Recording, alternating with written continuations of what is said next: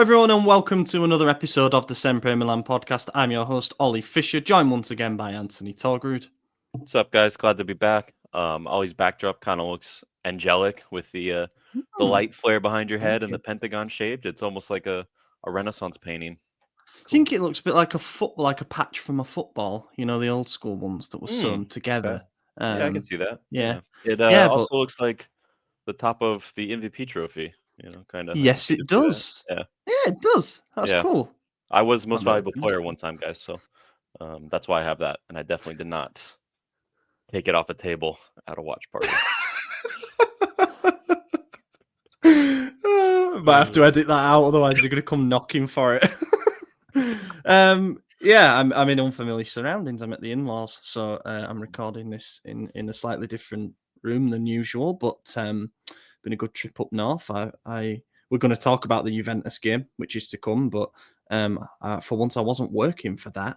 And I'm kind of glad because it meant I could chug a few beers while watching that particular snooze fest at San Siro. Yeah, certainly did. Before we dive into this week's episode, we've got that game to recap. We've got a couple to preview as well, of course. We want to say thank you to our founding members on Substack: Des Winter McGlynn, Tito, Mac, Moritz Pullman, Joey Gawler, Kemin, MJ, Mats, Luke Villano, Raul Escobar, Rajak, Calafassi, Nasser, Merlin Finker, nearly got me again. False Habit, Derek Favretto, Heavenly 13, Mike Schulz, JT Physio, Tarek Marco Valea, and Roberto Racinos. Thank you for all of your support. Over on Substack in the last week, reminder, you can try a week for free, but this is what you get in sort of a weekly cycle. The most recent pub chat was uploaded yesterday on Sunday, and it was a look back at the 2017 summer transfer window and all the mistakes that we made, how far it set the club back, the fact that we're still paying for it now, and how that money could have been better used. The bonus podcast that we did was a reaction to Geoffrey Moncada's interview that he did a massive one with Milan News where he went through a number of things, renewals, the process of how we sign players, why we decided to pick Fonseca, more on that to come. Plenty of different angles he touched on. We went through the key bits line by line and kind of dissected it. Isaac's most recent bonus article, cutting through the confusion of Milan's two stadium projects. Obviously, there's been a lot in the news about the potential to build again with Inter at San Siro versus the fact that we've bought land and we're going through the process in San Donato too. So he sort of goes through side by side and talks about where we're at with each one and why we're keeping our options open. Tried something a little bit new on the Substack as well. I did first ever audio bulletin. Think of it as like an audio book, but it's basically me reading through the news to do with a particular topic. The first one was an international roundup when I went through how all of our players got on, and there was a lot of action over the international break. Leao scored, Pulisic scored, Moose got an assist. What else was there? Pavlovic got a red card. Chukwueze scored. There were a lot going on, so I went through each thing there. And then there was a newsletter too, which the topic for it was the return of Matteo Gabbia, and then it was a bulletin with all the main stories from that previous week. Let's go. That is actually the second audio bulletin you've done. The first one, you may forget, was the first time you missed a podcast episode. We had you send in a little audio clip and we played it. That's right. Yeah. That's where the graphic totally came forgot from. about that. Yeah. Oh, that graphic was familiar. Yeah, that's it. I made it. I remember. Don't let Isaac take the credit. I made that. He might have touched it up, but I made that shit. It's not the only thing he's touched up. So basically, I sent. So that was it. I'd missed. Yeah, actually, that's a hell of an allegation. I sent that in because it was something quite a bit. It was I can't remember what game it was, but I just felt like I knew I was missing that podcast episode, so I had to just get thoughts in, like a few minutes on how I felt the game. I think you were at the game or something, maybe, and that's why. Maybe it was that, yeah. Yeah, maybe it was that. Yeah, so that was the second one. Anyway, I hope people enjoy it. There'll be more on that to come. It's probably going to be shorter than the one that turned out to be 11 minutes, but obviously with a lot of players to get through. It'll mostly be like, if there's a big story, like for example, there's been a lot of links with Samuel Enrique in the media. I might do a little something on that, just rounding up what everybody's saying. It'll just be sort of hopefully a helpful way to combine a few things. All right, let's do the Juve game. Milan played Juventus at San Siro on Saturday evening and drew 0-0. Let's move on. Slovan Bratislava. Yeah, no. On a serious note, there is nothing to talk about for this game. I predicted 0-0 in the preview. I thought that it would be a Juve team who came and were pushing for a draw and a clean sheet, and I thought they'd get one because, don't know. I Not just don't good. have any faith in us to force the game. And wow, did it turn out to be a really, really bad advert for Italian football? Like, it's the two biggest clubs in the league, without a doubt. Whatever order you put them in, 1 and 2, not bothered. It should have been. I don't know. It had the ingredients to be something because we pretty much had to go out and win the game to at least put ourselves back in the Scudetto discussions for now.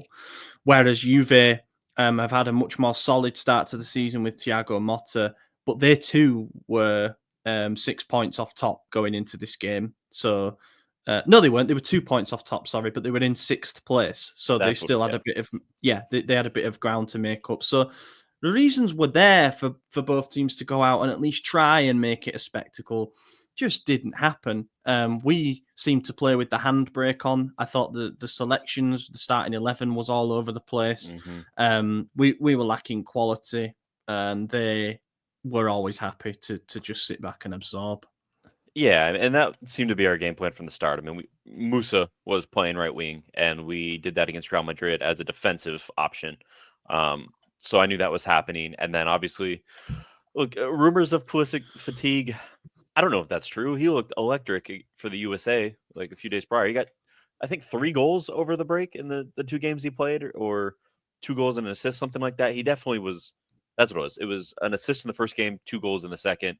He was fantastic. I'm not going to say he wasn't tired because I obviously don't know for sure, but I find it hard to believe a few days later, especially for a big game like this. Kind of weird. And then when you see Loftus-Cheek starting with Moose, you go, okay, so we're down 2 players in the attack already. Morata's not really that guy. He is every now and then, but I didn't have much faith once I saw the lineup. The most interesting part about the whole game was actually what was going on with my day outside of the game. And I'll tell you, because it's a lot more fun than reviewing this actual game. We'll review my experience viewing it. So we go to the same bar every time we watch a game, Milan Club in DC. We go to a place. I won't put the name out because I'm about to talk shit. Normally they're fantastic and I love them and I normally would. But so anyways, we have like 15 people coming. Confirmed. We set up the meetups with the bar ahead of time so that they know we're going. They could put a section. I'm the first one there. I get there about 30 minutes early. And I said, hey, where are we sitting today? And the owner of the bar, he's there. He's looking at me, goes, shit. How many are coming today? I forgot. I'm like, oh, great. So we don't have a spot ready at all. I said, it's Milan Juve. It's a big one. Could be 10, could be 15. And then he finds a spot, and it's in the corner by the fireplace, and you could look at a TV that's slightly angled away from you, and it was showing the Arsenal game, which was ending. And they put me at a table with an actual family with 2 small children, a husband and wife, who was all watching the Arsenal game in Arsenal jerseys. He's like, they'll be leaving soon after this game over. You can sit with them. I said, okay, fine. That's not abnormal, but a little crazy. And fine. So then slowly people start showing up, and we're like spread out around this one TV that's angled away from us with no sound, by the way. Typically we have sound because we have a whole section, but none. So then waitress comes up. Hey, what can I get you? And I was like, oh, what's your seasonal beer? She tells me it was Lagunitas, which I don't know how that's a seasonal, but whatever. I said, don't really like that. Let me get a Yingling. Cool, no problem. Comes back, sets the beer down. It looks a little odd. And she goes, oh, that's a Lagunitas. And I was like, oh, don't worry about it. It happens. Don't care. Beer's beer. Drink it. Comes back a second time. She's like, can I take your food order? I was like, yeah. Can I get a burger, medium rare, no tomato, fried egg on top? And and it comes with fries. And I said, in addition to the fries, can I get a side of mac and cheese? I'm a child. I like mac and cheese. Sue me. Yeah, no, And agreed. she doesn't write it down, and then she takes other people's orders. And I said, this is worrying, but whatever. She comes back a few minutes later. She goes, you said tomato and bacon on your burger, right? And I said, no. I said, no tomato. There was no mention of bacon at all. I want a fried egg and a side of mac and cheese in addition to the fries. Okay, no worries. Got it. Runs back. She goes, cool. All right. Problem solved. Had a feeling. Food comes out. I have no French fries. I have my mac and cheese. And I got tomato and I got bacon, no egg. I'm like, this is, what are we doing here? All this while I'm trying to watch this fucking snooze fest with no audio. and at the same time, the entire rest of the bar is showing City Spurs. So at least that was exciting, and I got to actually turn Yeah. my attention to that for the majority of the day. But yeah, so that was it. I'm just complaining about Damn. the bar on top of the shitty game, and The yeah, fact the fact that she came back to clarify what your order was and then got it even more wrong. yeah, yeah. Forget the tomato and the bacon. No fries for you. Oh, well, Oh that was the man, other thing. yeah. So then when the busser brings out the food, I said, "Oh, I was supposed to have fries with this as well." Charges me $6 for a side of fries, and I'm like, $6 for this? Like it was included in my meal. I should have been charged for the mac and cheese. It Damn. was crazy, but yeah. Anyways, so that was the more What exciting. happens More next shots then? there than on target in the game, and Nice. Yeah, so I suppose that'll have been a lunch. It'll have been lunchtime for you, right? 12? yeah, At yeah, it was 12 lunch. it kicked off? Yeah, yeah. That's all right because, you got the rest of the day then to just drink and forget about it. I went That straight home as soon as Oh, full did you? time. I was Yeah. like, I'm out. I'm out. Yeah, yeah, Especially the yeah. fourth Spurs goal because I was like, I'm not waiting for anything. I'm out of here. Yeah, that was a far better spectacle. I had the Milan Juve game on my laptop. I was actually at a 90th birthday party, and there was Mm, more life in the attendance there um, than there was on the field at San Siro. Um, and the City Spurs game on the TV, so that wasn't too bad. We're knocking back a few buds, and yeah, that was that. I was kind of glad that I wasn't working for that one because I don't think I'd have been able to contain my anger at having to sit and watch that for 2 hours. It was dreadful. Um, yeah, not good at all. 3 combined shots on target. I think the combined XG was like 0.6 something, yeah. which tells its own story. We didn't have a shot on target. I say shot on target because my God, Di Gregorio was barely moved by it, but that Teo header in the 95th minute. Just nothing. There was nothing at all. The one time that we got Leao the ball in isolation, he gets to the byline and throws himself to the ground, appealing for a penalty. I watched it back. I wouldn't want it given against us, so I don't want it Mm-mm. given for us. What I don't understand is why he didn't try to stay honest there and look for some end product, But yeah, I don't know, man. I don't know. It all comes down to the selection for me and a bit of the in-game management.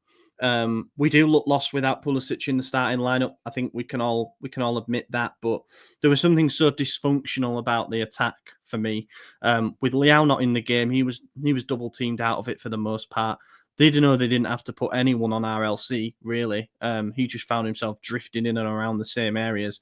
Musa was kind of like in Emerson Royale's pocket for most of the game, trying to make sure that Cambiasso and Yildiz didn't do us too much damage. But they both had a couple of moments in the game, so even that didn't really work. Then going forward, you can't ask Musa to replicate what Puli and Chukwueze can do because he's just not that type of player. He's best maybe as a wing back if you want to ask him to do that kind of thing. And Morata, I mean, I got some stats for Morata that I'll read out. I'm look. None of us expected him to come in and score 30 goals, did we? Because he's never been that player in his career. However, he arrived on the back of his most prolific season. I think he scored 25 all comps, or maybe 22 all comps for Atletico Madrid last season. I would be happy if he got that same number for us this season because it implies there's some Champions League goals in there as well. He's made 13 appearances for us, 10 of those starts. He has 3 goals and 1 assist. He averages 1.23 shots per game. He's converted 1 of the 4 big chances that he's had so far this season. He has 0.54 key passes per game. He's only created 2 big chances in total. He wins 46.3%, so less than half of his duels. And this is most worrying. He averages 3.69 touches in the opposition box per game. He's just not a penalty area striker. Like we saw the best version of him when he played as a 10 and Tammy led the line in the derby against Inter. But I think we all admitted that's kind of like an irreplicable experiment. Like I'd be worried if we turned out every week with our only 2 capable Yeah. strikers starting and one of them in the wrong position. Eventually that would have got figured out, I think. Mm-hmm. And yeah, as hard as he works, as much of a leader as he supposedly is in the dressing room, I think a game like that, and he sometimes gets fired up to face his former club, like he scored against Real Madrid and whatnot. I think a game like that, when we're asked to break a team down, and they're playing a low block, and they're committing bodies, making sure there's no space between lines. Morata can't operate in those circumstances, and that, in addition to RSA, in addition to Musa, in addition to Leao being double teamed out of the game, that's why we created nothing. Literally every single player in the front four went up to it. Any thoughts? No, I think everything you said was spot on. I mean, Morata's best position, like you said, we've seen as a 10, and we don't have the depth to do that anymore because Tammy's getting injured every time he plays. Camarda's too young to be relied upon at this point.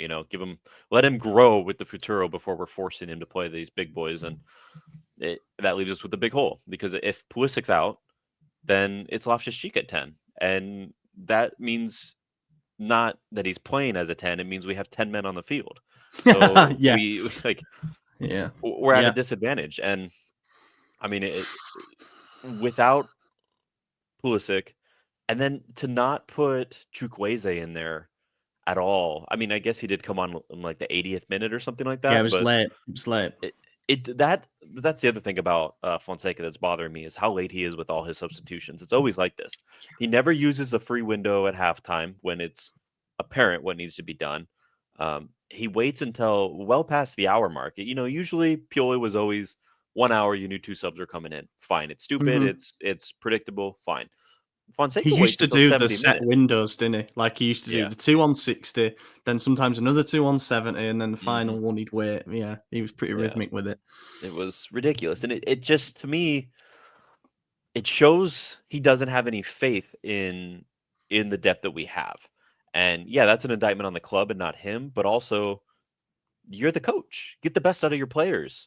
You can't, after every game, if you're blaming the players for being timid, being afraid to take chances and go for the goal for the way they're playing, that's fine once or twice if you're saying, look, I'm working on this and not doing it. Like they need to do better.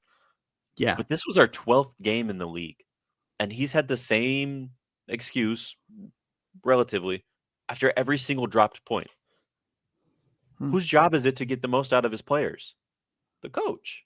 You have to do better, And yeah, you could say they're coming from Pioli, who was a lot more free-flowing with his strategy, a lot more individual brilliance, probably a lot less rigidity, to a guy like Fonseca, who does have an identity and a style of play that he wants to implement on the players. But all it's doing so far is confusing the players that need that, and it's holding back the players who need to be free. You need to look at your team and say, okay, Leao does best when he's doing his own thing. He knows what he needs to do. He knows how he beats players. Same with Teo. Let them do it. The rest of you, this is your game plan while they're off doing their thing. Pioli allowed that, and he gave too much freedom to everyone, and that backfired often.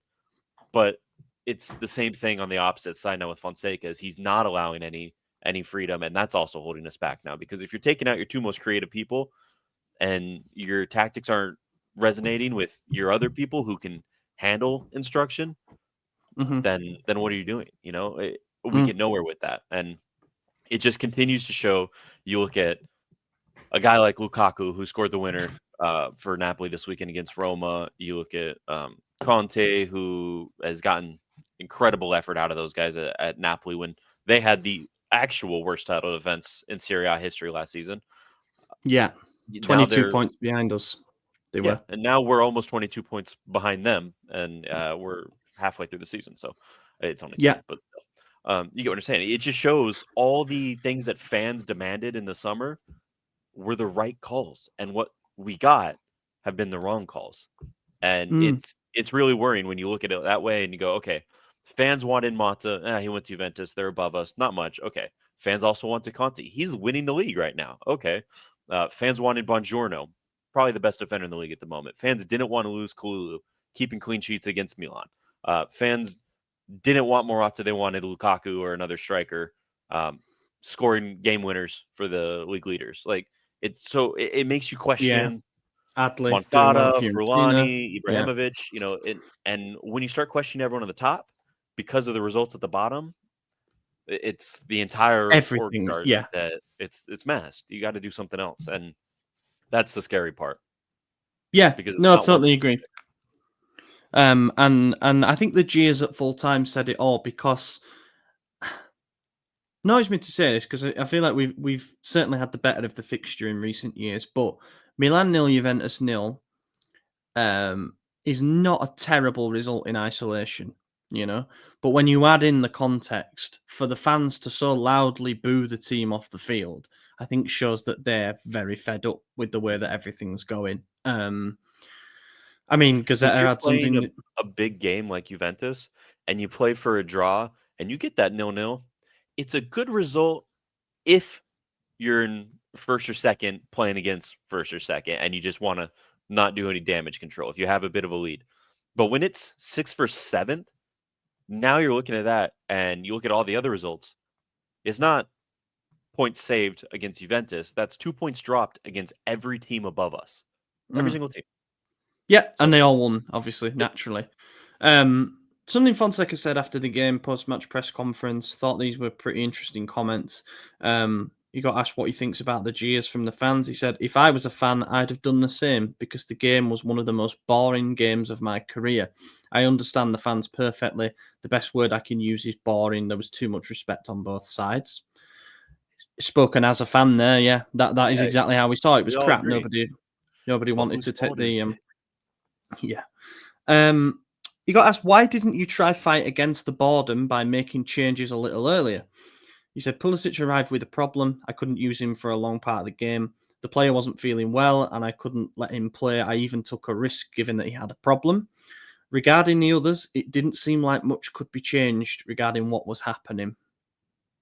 Basically saying the bench is shit. That's what I got from that. And the bench had Pulisic, Okafor, Chukwueze, even dare I say you could bring on somebody like, I mean, Tammy stayed on the bench for the entire game, so there was that.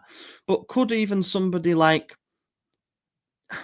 Calabria make a bit of a difference, because we were being given the ball so much in wide areas, and we know that you can put in a better quality delivery than Emerson Royale, who was struggling on that right side. Also, Emerson Royale got booked in the game.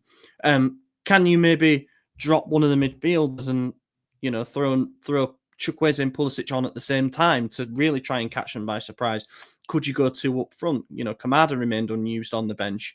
Even given the amount of possession that we had just passing it around our back four, could you bring someone on who's a bit more proactive with the ball, like Tomori, who's going to step out and cause problems, draw people in? I think there were solutions on the bench, but what Fonseca basically said is, nah, nothing could have changed that game. And if you're the coach and you're saying we had to just sit back and accept the way that game was, fuck out the job, man. Like Exactly. that's Well, and literally what.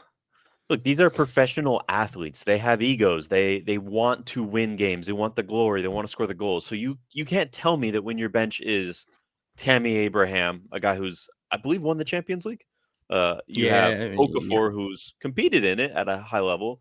You have Christian Pulisic, who has won it. You have who else? Chukwueze, who was on a tear before he came to Milan. Those are guys who want to score a goal. And You scored for Nigeria in the you can't international tell break. me that they're sitting there watching this game going, yeah, I couldn't make an impact on this. With as boring as it was, each one of them was thinking, I could do this. Put them in, give them a chance. You rile them up. And You can say, guys, you see this shit? Fix it. Go out there, score a goal, take a risk. You could tell them your thoughts right then and there. They're on the bench sitting next to you. So tell them what you need. Guys, this game's too boring. We're not getting forward enough. We're not taking enough risk. I need you to come in there. I need you to, risk it a little bit, go forward, make some chances, create some opportunities. Okay, got it, coach.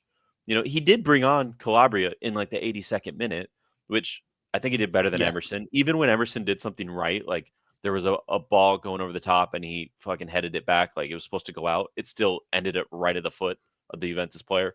Every single time he does something right, it's still wrong. It's magical, to be honest with you. I don't know how he. Well, never mind. I won't get into that. But I couldn't believe it as well when came on for no reason. Yeah, that's what I was going to say, because Gabbia clearly had there was something not right with him. I think he was taken off as a precaution. He was in training today and everything, so he's fine, and it clearly was just a precaution. But you've got to change your centre back with 6 minutes left in the game. And you bring on the one who's just been sent off for Serbia and the one who has been absolutely awful in the last few weeks, rather than Tomori, who has actually scored winning goals in this game before. like Tomori's all of a sudden ended up at the bottom of the hierarchy after what It makes I don't no think he's been sense. anywhere near as bad this season. He's certainly not had disasters like Pavlovic has had, and yet Yeah, I think I Tomori's don't get it. still our best defender. I It all just made do no not get sense it. to me. And even then, if you're saying this game is so boring, neither team's taking risk, why make it a center back sub, you know? Put Mm, on another mm. attacker. Like, Yeah, that's yeah, it. Put on another yeah. attacker. I don't Got understand. 3 at the back, took Calabria in, maybe. Yeah, I don't know. Yeah, he's just basically admitting that he's either saying I didn't have the solutions or my players in on the bench didn't have the solutions, and that was probably our strongest squad that we've been able to name for a while because we had players coming back from injury.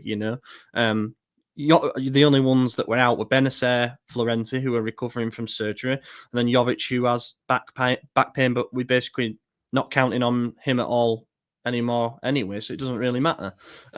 Yeah, really bad, really, really bad. As I say, a bad advert for Italian football. Everyone was probably watching Man City get gubbed by Spurs anyway, but it is the showpiece game, in my opinion, and sometimes it just serves up utter crap like that when you compare it with Inter 4-4 against Juve, and that's something that annoys me because Juve have only conceded 7 goals in the league this season, but Inter put 4 of them past them. Mhm. They were there. You just, I don't know. I don't know, man. We're so far off it now. 10 points off top, 9 points off the Champions League places. Even with that game in hand, it looks very daunting now. Yes, we have got a bit of an easier run of games to the end of the year. However, and you could say it's another big game that we haven't lost in.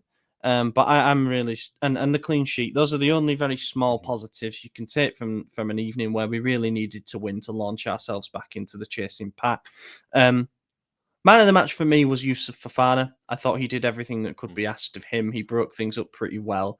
You just want a bit more from everyone when we're on the ball, him included. But aside from that, I think it's between him and Mignon. Yeah, I was gonna pick Maignan just because, yeah, he didn't do anything, but he saved the 2 shots that were at him, and Yeah, he's the only one that's not expected to make something happen elsewhere on the pitch. So, even he defenders actually I'd expect to get forward a bit and yeah. do something, but He did one thing. It was around about half an hour in where Emerson Royale had for some reason bombed down the right wing, I was and gonna mention Maignan this. played an I absolute bullet of a long ball to him, and he brought it down. There was just nobody. There was nobody anywhere Yeah, near him, and then surrendered possession. yeah. That's it. Flop Flop. Fonseca for me. Yeah, yeah. I'm in agreement. In terms of an outfield player, if I had to pick one, it's between Morata and RLC. We needed a spark from the attack. I'm not going to blame Liao. Um, I don't think.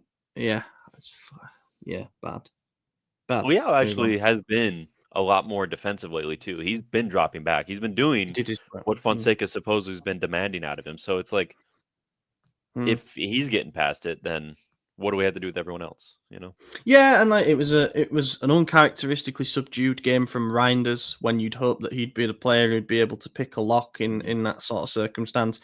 Teo, when you need if Leao's getting double teamed, get him overlapping. So then we're causing more problems down that side. Um, Subdued from him as well. Yeah, just not good, and it proves exactly why we're not going to be anywhere near. I don't think even further than what I predicted at the start of the season. We're just not at it yet. Like this is it's looking more and more like, especially in the league, that this could be a transition season. Whether we do a bit better in Europe because of our style, we'll wait and see. But we've already been beaten by Liverpool and Bayer Leverkusen, so forgive me for not being dead excited about Slovan Bratislava away. um, they've conceded the most goals in the Champions League. Have Slovan Bratislava. They got beaten 4-1 by Dinamo Zagreb in their last game. I don't even think they're top of their league. Oh, no, they are top of their league. They have won 11 out of 14 games domestically. So they're on 35 points from 14 games. Their most recent game, they won 3-1 against Scalica. We've actually played them twice before in 1992-93. I would never have guessed that. But yeah, they're managed by Vladimir Weiss. But it's not the Vladimir Weiss that was once playing in the Premier League. I'm just reeling through trivia here. Forgive Yeah. me. I don't know who that is. Yeah. I can say Also, that they've conceded the most goals in Champions League, like you said, which means we're losing this 1-0. I don't think we're gonna put any past them. No, we'll probably win. I think we'll get right back to form, which is annoying. That we can't string together multiple wins this season. But realistically, if we can't beat Bratislava, then cancel the season. firing. Like, Yeah, end it I'm all. genuine when I say that if we don't win this game, I'd sack him. Mhm. Because we've been Are they fighting dead against the last in the current. Champions League? Let me see. Yeah. So the results in the Champions League, obviously, we're halfway through. They lost 5-1 to Celtic in the first game, 4-0 to Man City. That is what it is, Girona, they lost 2-0 to, and they lost 4-1 at home to Dinamo Zagreb in their last game. Absolutely awful, But I've done the press conference that their manager did. Interestingly, he decided to say that Milan Juve was a really boring game. I like that. I'm glad that an opposition manager didn't show us too much respect for once. But he said that Milan are either the team that we saw against Inter and Real Madrid or the team that we saw against Cagliari and Juve. So any team has weaknesses. So it sounds like they might have a bit of a pop at us. And why not? Because everybody expects them to finish bottom. So, the fact that they're in here is... That's why it's a dangerous game, because they will always have nothing to lose. They've already conceded 15 goals in 4 games, like you said. So what's another 5? If they push forward and get a scrappy goal and then sit back, it's very possible. And our players are the exact type of players who will look at it and go, we'll beat this team. It'll be fine. And then they take it a little easy, and then they get caught. We've seen it plenty from them. So I wouldn't be shocked at all. Where does it... We could jump potentially... No, we wouldn't be in the top 8 with a win. Never mind. No, but look, on a macro scale, that does have to be the target, and I mean it in the least arrogant way possible, because we've seen this team already. But we always said, like, if we can win a couple of those first 4, the last 4 games on paper are a bit easier. But of course, it is on paper. And if we get 12 points, it will put us on 18 in total. That should be enough for top 8. But you just got to take it a game at a time at this point. And hope that we get 3 tomorrow evening with the early kickoff for this one. And they have had a recovery from injury for their midfield. Juraj Kuchka will be playing. He's there, huh? He is indeed. Love that. Yeah, he did a really lovely interview, actually, where he came out and said, like, obviously it was the best days of his career. He grew up supporting Milan as a child. He's said he's looking forward to seeing Calabria, and I was like, that's weird. Why Calabria? Then it dawned on me that he's the only one left from the squad when he was here. 2015 to 17, he was here. By the sounds of it, he is actually their best player still as well. So someone can correct me on that, but I'm struggling to even find stats for them, because the Slovakian league is not particularly well covered. But Strelec and Kevin Wimmer, I have heard of him, but I can't remember where he played that I knew. It was like in the Bundesliga, I think he played before. Those are the 2 players that have scored goals in the Champions League for them. And a report came out from a source that covers Slovan Bratislava. Wimmer. Yeah, he did. Yeah. They signed him from Cologne. Yeah. It was one of the 12 or whatever that they signed with the bail money. Correct. Yeah. That's madness. Yeah. So he must be in his 30s now, is he? 32-ish. 32 on the dot. As of 5 days ago, he turned 32. Wow. It's totally irrelevant, but I'm dead happy with that. And they've got this source that covers them said that Milan had a 5 million bid rejected for Nino Marcelli, who is a 19-year-old winger who plays for Slovan, obviously, and he's got 2 goals, 2 assists in 14 league games for them this season, and he has a couple of assists in the Champions League too. So I think he's more one for the future. What I would like you to do... Oh, did you just show a picture of him? Yeah. He ain't 19. No, he ain't 19. He's had a tough 35. paper round. That dude's 35 and crazy. He's frightening, though. He's frightening. And I'm all in favour. But yeah, apparently we've had a bid for him rejected. I don't know what that would be all about, like if he'd be for the Futuro or what, but that's interesting. We'll get a first-hand look at him tomorrow, I guess. all we can do is team news. I mean, I think we're going to go with an attacking side for this. The reports are suggesting that Calabria could come in at right back. Centre backs is anyone's guess, but then Pulisic back on the right, or potentially down the middle with Chukwueze on the right. Morata's suspended. He has to serve a one-match ban because he's reached the yellow card threshold already in the Champions League. So Tammy up top. So Tammy up top and Kamada on the bench because Jovic isn't in the squad. Well, that's why Tammy didn't play at all against Juventus, because he gets hurt every game and we need a striker. Tammy, we need you. I wouldn't be surprised if he does something a bit mad and starts Kamada, to be honest. Just because of what's at stake. I think it'd be risky, don't get me wrong, but if Tammy's still not 100... too. Yeah. So we'll wait and see, but there isn't anything like too set in stone regarding the team at the moment. That'll all come later today, and after the press conferences later on. Prediction, I think we win. I don't think we keep a clean sheet. I think we win 3-1. Yeah, that works. 3-1. Move on. Empoli. Where are Empoli in the league? Let's have a guess. I'm going to say I don't know. 14. I don't know the answer. Yeah, me either. Yeah, I'm going to say that they are... Because they were up there, weren't they, at the start? Randomly. They're much there was closer them to and us than I thought they were. Are they 10th? Yeah, 10th.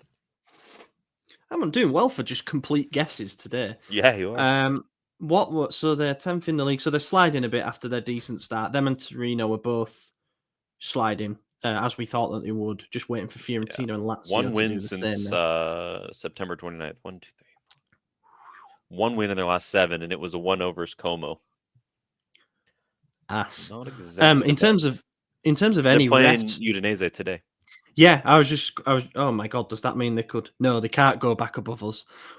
Thank goodness for that. Well, they could. Oh, Empoli could. Sorry, not Ude. Oh, Udinese could go level on points with us. Yeah, Empoli would be one behind if they won. But then they did. But yeah. Struggling for form. Their recent results aren't very good. Their one win in the last 5 games came against Como at home, and that was 1-0. Pietro Pellegrini scored the winner. I noticed he did an interview in the last week, did Pellegrini, where he said that he regrets deciding to join us. My goodness, how ungrateful. It's not our fault that you were made of chalk. I was going to say, I get it. It was a horrible time for him. Yeah. It's interesting how many former Milan players they have. They have 4. Colombo, Pellegrini, De Chilio, and Davis Vasquez, who's probably going to start for goalkeeper, right? Yeah, that's a problem, by the way. Davis Vasquez is in incredible form. They must have conceded less goals than us, have they?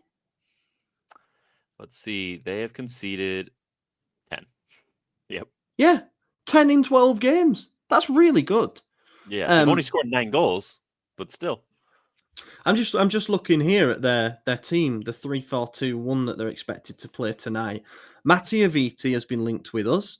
Giuseppe Pezzella has been linked with us, but as a deputy to Teo, and apparently here he plays on the right side of a back 3, so that's very Milan. Vasquez played for us. Gyasi has scored against us in the past.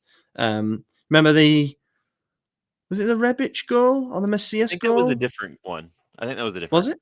Yeah, I don't think it's this guy. Maybe not. Liam Anderson. Maybe it was. He was at Spezia, so okay, it might be. Yeah, that's him, the Spezia guy. Yeah. He then scored the winner after we'd had that goal ruled out incorrectly.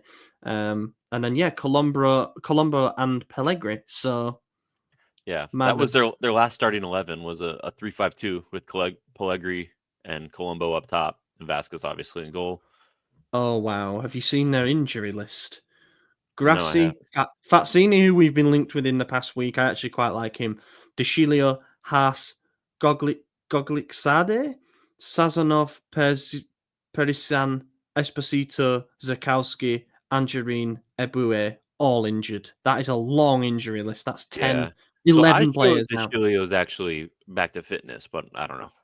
Oh yeah, maybe so. It's got him down as muscle injury, unknown return on this one. Tino Angerin was on loan at Huddersfield from Chelsea. I didn't realize De Chilio was older than me. He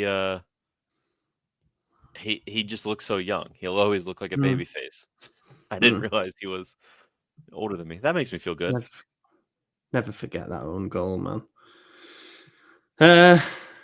Yeah, and then our team, goodness knows, but you've got to presume Morata, given he'll miss out tomorrow, will come back into the starting lineup. And I worry a little bit about Fofana and Reinders and how much they're playing.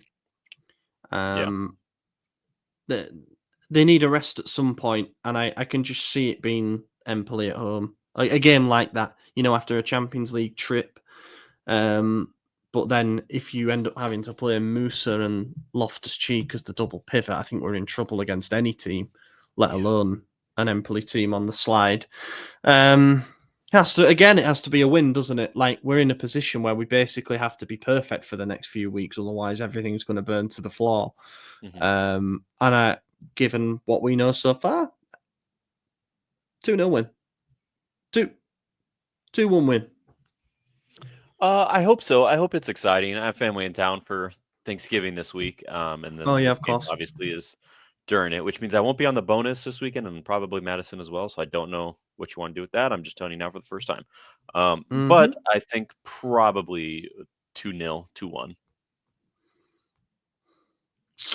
Yeah, got to be. And do you know what I was going to do? I was going to look up the fixtures and see if there's anything that might help us out next weekend. That'll be the 30th of November.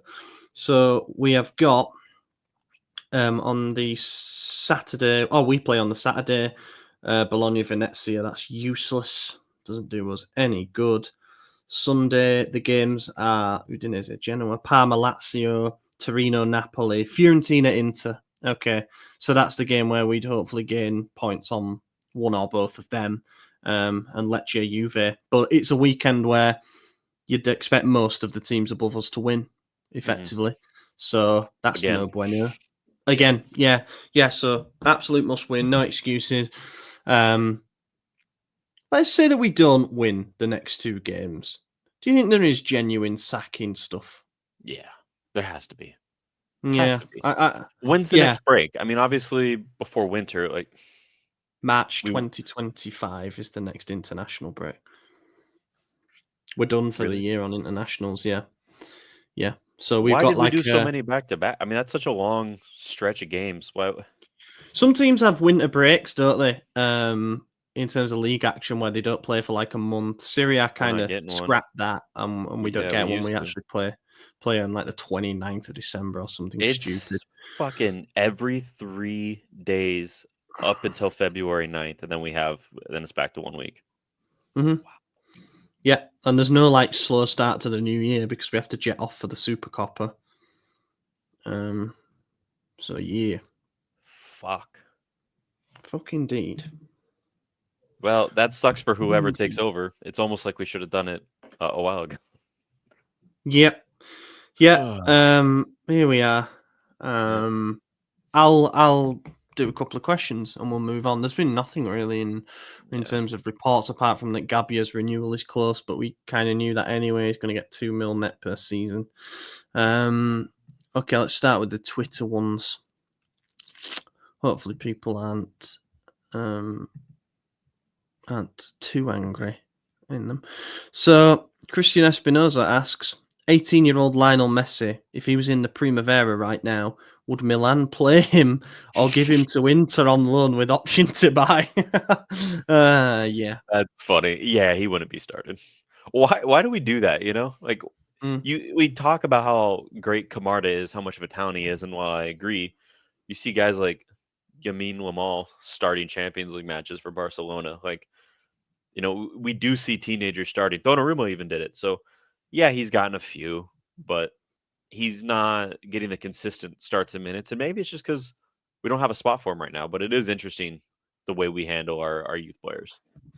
It is, yeah. And I think it's probably Italian football in general. You can't look at many teenagers, barring, I guess, Yildiz, and say they're ripping up the league. I do think Spanish football has always been more conducive to these types of players because it's not as rough. It's a lot more technical. And a player like Liberali, for example, I think could potentially shine in Spanish football. Brahim Diaz has found it a lot easier.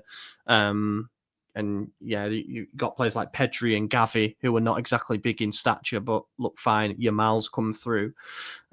So yeah, there is that, and people, even in the Premier League, I don't think you really see it. You know, it's a big thing if a teenager scores a goal. I remember people talking about Evan Ferguson at Brighton being like €100 million striker because he'd scored like 3 goals at 18 for Brighton. You know what I mean? Like, it's rarer than you think. So to point at, I know he was saying it in a humorous way, but to point at, like, look at this 17-year-old wonder kid over there. Why aren't ours like that? Well, circumstantial, but also, like, these are incredible talents. And would everybody really be happy if we lined up for a game against Juve, for example, or even a game like against Empoli, where we know we absolutely cannot drop points, and we had Liberali behind Kamada? You know, people might be like, "Oh, this is going to be exciting," but then when a 35-year-old Luperto marks him out the game, we're like, they're not ready. You know, like, exactly. you can't, because Fonseca's job is effectively on the line in every game, and he isn't going to, nor should he go out and trust 16, 17-year-olds. The Futuro thing is a whole other discussion, which we've kind of done recently. They're still struggling. They led twice yesterday against a team that they're level on points with, and twice got pegged back, and they actually should have lost it as well. Torriani made a couple of very good saves late on.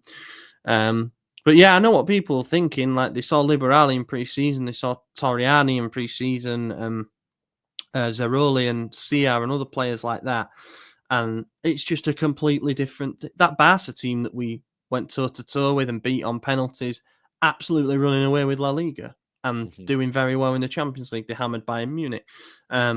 Like, you can't judge pre-season because it's played in friendly style. So yeah, it's completely different in this case. I do think that some of our younger talents would actually fare better if they were tried in the Champions League, to be honest. Yeah, maybe. Yeah. But we ain't going to see it because of the magnitude of everything. All right, let's go to the Discord. In hindsight, Kieran asks, in hindsight, would you rather have kept Pioli or continued with Fonseca? Would we be in a better position under Pioli? That's the question here, isn't it? I think the stats say yes. Just knowing that this is our worst start in 5 years, which I believe was Pioli's entire tenure, right? So I would say probably, yeah, we'd be in a better position because at least it was a guy that the players knew, trusted. I mean, even Pulisic, his best career season was under Pioli, so it's not like he was needing Pioli out too. Like, yeah, we finished second and we were quite a bit off first, and we all had quarrels with Pioli. Look, I said Pioli out multiple times, but yeah, in hindsight, if we knew this or that, you know, maybe I'm picking that still. Yeah, you're right. I know a lot of people, a lot of the old Pioli defenders are sort of saying, be careful what you wish for. The grass isn't always greener. I was one of those who thought his era had naturally come to an end, and finishing second in the league was absolutely okay. You know, that Inter team last season just completely ran away with it. And I think we'd all accept second now if it was offered to us, contrary to all this Fonseca, we can still win the Scudetto stuff. The issue was Europe, you know, not getting through that group and then losing to Roma in the Europa League. That was bad. And I think that was the straw that broke the camel's back with him. And I think after that game, you'd be hard pressed to find a fan who wasn't like, yeah, it's time for change, because he got comprehensively outcoached by De Rossi over 2 legs, who is no longer in a job anymore, you know. So I do think the time had come. So my answer is neither. Like, I think we'd be in a better position in terms of points in the league under Pioli, but I think we'd have lost to Inter. Oh yeah, definitely. So does that, and I think we wouldn't have beaten Real Madrid. I tell you that as well. But yeah, my answer is neither. I would have probably just preferred a different coach. Yeah. I said Conte from the beginning. I don't care about the price or the fact that it would only last a year and a half, 2 years. You know, look at them. The players. You go back to summer episodes. I said I wanted Conte. I said I wanted Lukaku. I said I wanted Buongiorno. Well, they all went to Napoli, and guess who's top of the fucking table? Not Milan. Yeah, I saw an article earlier. No, it was a journalist earlier today who said something along the lines of the real winners in Serie A this season are the ones who have actually backed their new coaches. So Napoli, they go get Conte, and they know with that they have to invest in the squad. They spent 150 million on basically building a new core of the team, and they're looking pretty good. Benefit of no European football, but they still look strong. They're winning the big games, which I think is important, or at least they drew away at Inter and they drew away at Juve. That's fine. They'll get them back home. And then even Fiorentina, high flying in third place, got Palladino in, and they said, "We really believe in your style of play." And they had quite an expansive summer mercato. And Juve, who, I don't think we could look at Juve after Saturday and say, "Wow, I'm in awe of them." But they came and got a point against us with basically no strikers available. Their defensive record's excellent.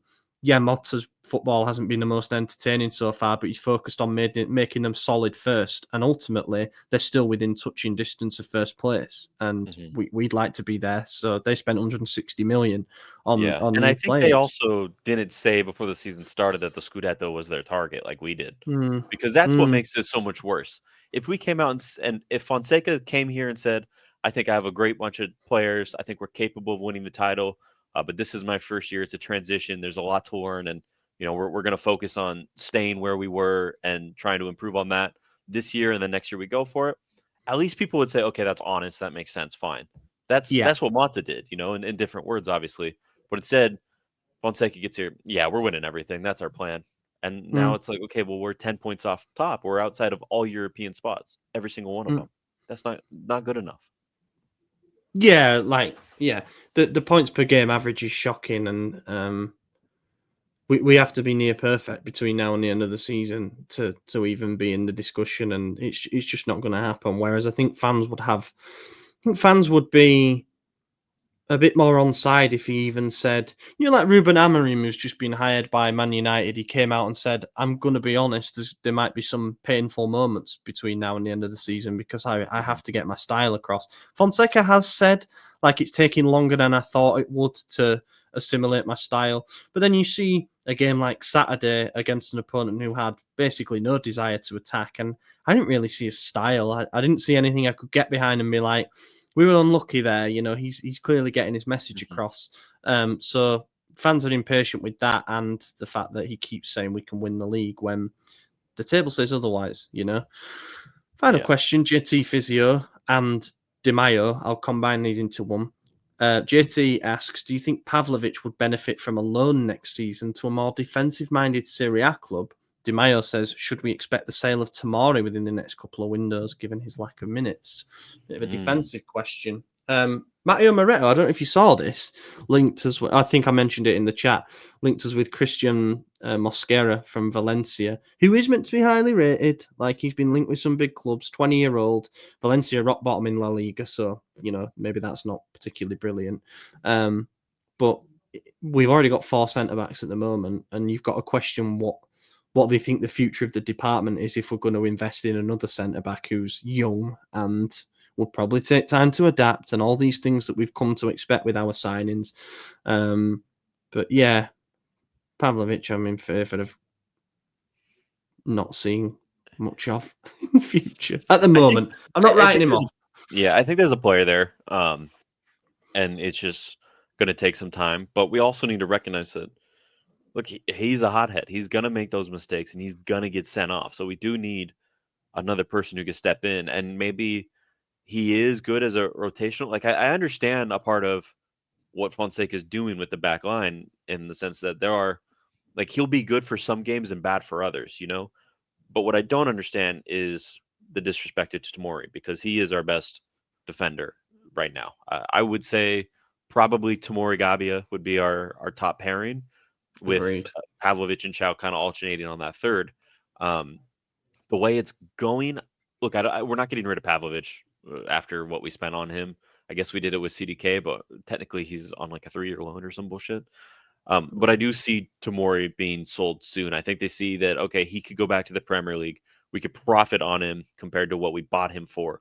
And then we build that way. And I could see them doing that just based on how the club has been ran the last couple seasons.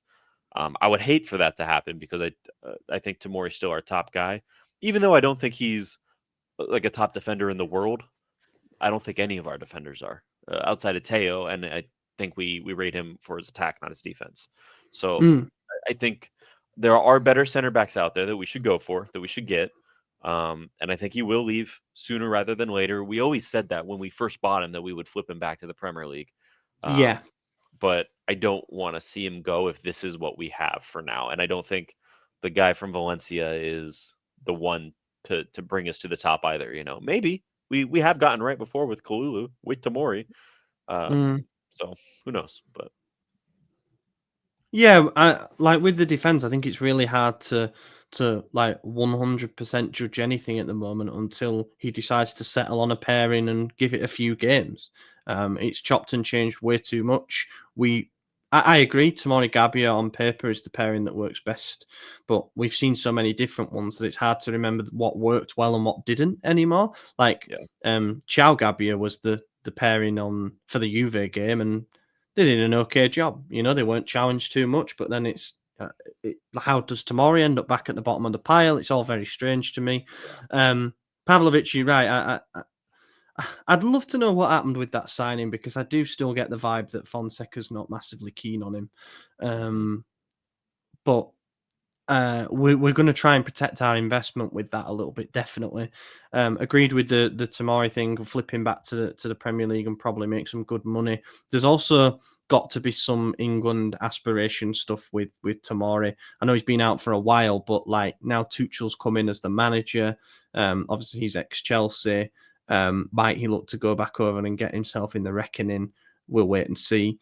And then Gabbia is going to renew, and he'll be here for years to come. And Chao apparently aroused quite a bit of interest in the summer, but his agent said that he was always pretty happy to stay, and he feels important, so that's still good.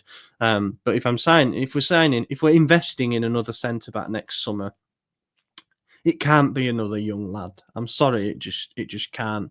You know, it has to be. It has to be someone with more experience than that.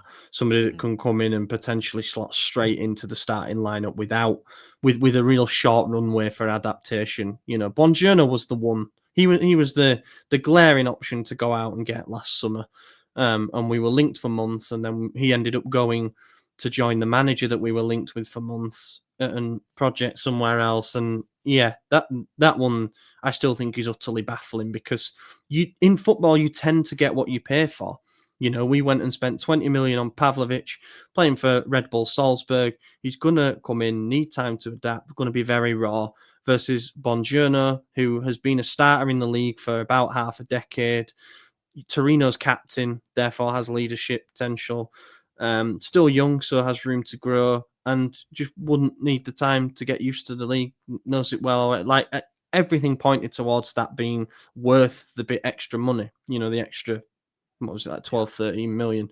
And yet we don't do it because, you know, we've got that ballpark that we like, but it just seems to be assembling mediocrity at the moment, barring a couple of hits. And they use those 2 hits like the Reinders and Pulisic signings to be like, our strategy works. When in actual fact, the moment to start taking a leap and signing starter level players for 30, 35 million, it was a long time ago. Wrap it up there. Yeah. Cheers for genuine thank you to everybody who keeps up with the site, who keeps listening to the podcasts, who's signed up on the Substack, because it's been a difficult season so far. You know, it's reflected in the numbers. It's reflected in the cesspit that social media has become when it surrounds Milan. Not that it's ever been a particularly safe space, but it's been a bit of a tough slog. So for those who are sticking it out with us, thank you very much. In the meantime, I've been your host, Ollie Fisher. Find me on Twitter at Ollie Fisher. AJ, cheers for joining. Yep. I won't be here for the bonus, but probably next week, whenever we do it, I'll be here. Yeah, thanks for watching, everybody. Have a good week, and let's hope for 2 wins to talk about next week. Gol! Ancora Teo! È una meraviglia! Il gol di Teo Hernandez da un'area all'altra! È una meraviglia! Senti il mio cuore!